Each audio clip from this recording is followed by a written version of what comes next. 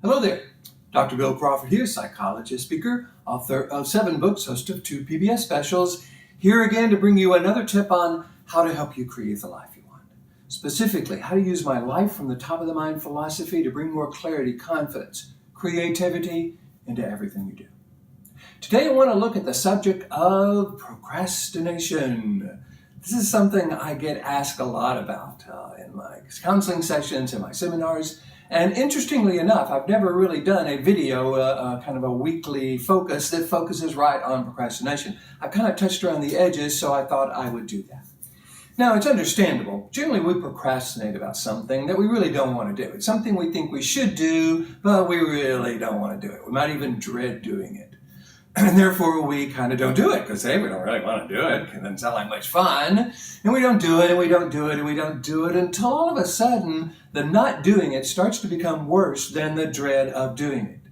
Taxes is a really good example. I don't know too many people who go, hey, looking forward to paying some taxes this year. And so we put it off, and we put it off until we go, oh man, crap, if I don't get my taxes done, I'll go to jail or, something terrible will happen. So we're kind of alternating between resentment and avoidance and dread. For those of you who follow my life from the top of the mind philosophy, you know both of those, all of those, resentment, avoidance, dread, all of those are brainstem responses. Great in a fight or flight situation, not so great when we're trying to make more purposeful decisions. So let's look at this from what I call the top of the mind, from this upper 80% of the brain, the neocortex, where we can bring more purposefulness, more clarity, confidence, and creativity to what we do. So one of the things that I like to do is look at procrastination in several ways.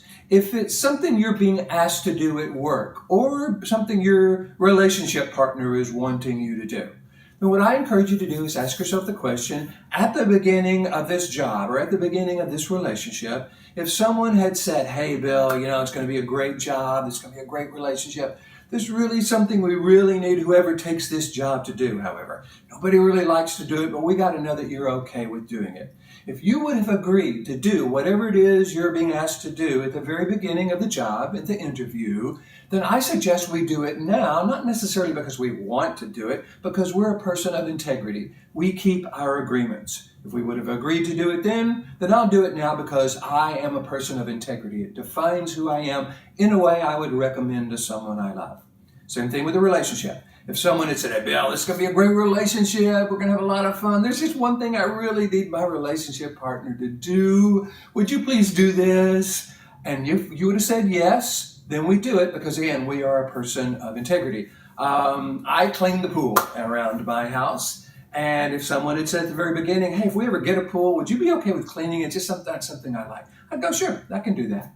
Now, washing dishes or getting dishes ready to put in the dishwasher, I don't like at all. So we divide that up in my relationship. I clean the pool. I take the dishes out of the dishwasher. My wife, Georgia, washes the dishes or gets them ready for the dishwasher. It works really well. None of us really go, yippee, looking forward to doing any of this, but we've agreed to do it, and we are people of integrity, and therefore we do it.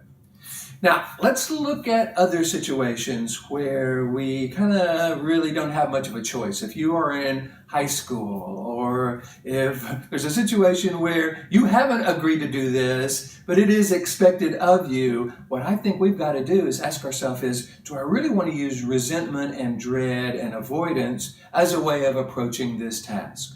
Because for those of you, again, who follow my life from the top of the mind philosophy, that throws us into the brainstem. It triggers adrenaline, noradrenaline, and cortisol, a lot of stress chemicals. So the avoidance of doing something becomes a stressor, a trigger in and of itself, and makes us feel bad.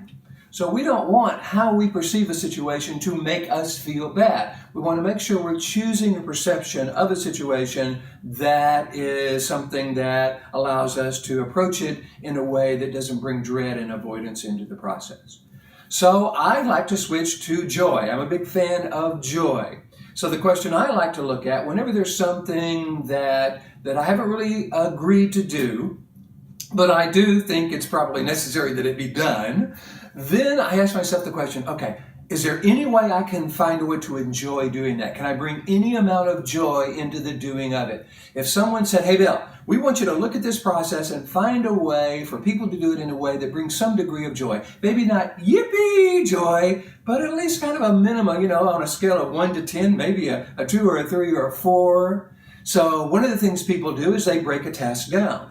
If there is this huge task that you really don't want to do because it feels so overwhelming and you just go, oh man, I'm going to have to spend so much time on it, say, okay, I'm going to spend 30 minutes on this and then I'm going to make a decision. Do I want to keep doing it or do I want to take a break for 5, 10, 15 minutes, whatever?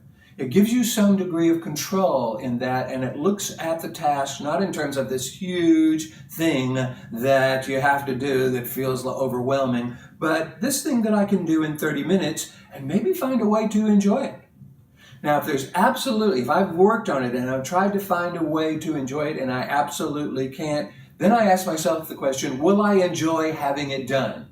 So is that something that feels good to me? Is there some reward for having it done? More free time? Now, you don't want to make the reward less stress because you don't want stress to be the driver of what you do. But reward yourself. Create something that if you get this done or work on it for 30 minutes, there is this reward. You see, that brings a whole different perspective into the doing of things. One of the things that cognitive psychology has taught us, and one of the things I talk about in my Life from the Top of the Mind system when I go do seminars for organizations and when I work with clients, is our perspective on something, our beliefs on something, how we interpret something has a huge impact on our experience of it. So if we want to have more influence over our experience, we want to make sure to look at our beliefs, our interpretations, our perspectives, and ask ourselves what I call the 4 criteria, the 4 questions. Have I chosen this perspective, this belief on purpose? Is it working for me? Is it helping me create the life I want? Is this defining me the way I want to be defined? Do I want to be defined as someone who avoids doing this? And would I recommend this belief, this perspective to someone I love? Because when we see life and people, when we believe life and people are frustrating or irritating or annoying or depressing, we become frustrated, depressed, annoyed, and irritated.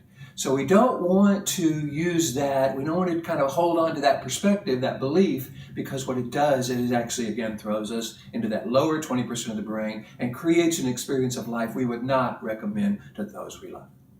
So if you have ever found yourself procrastinating about anything and you want to have more influence over that, you don't want these old beliefs about doing or not doing to be guiding your thoughts, your decisions, your behavior, your experience of life.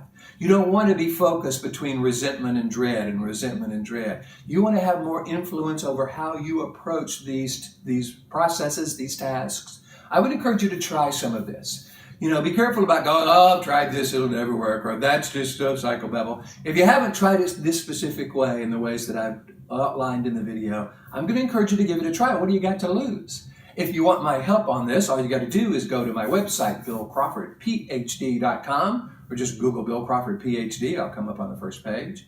Hit the contact button and let me know what you're interested in.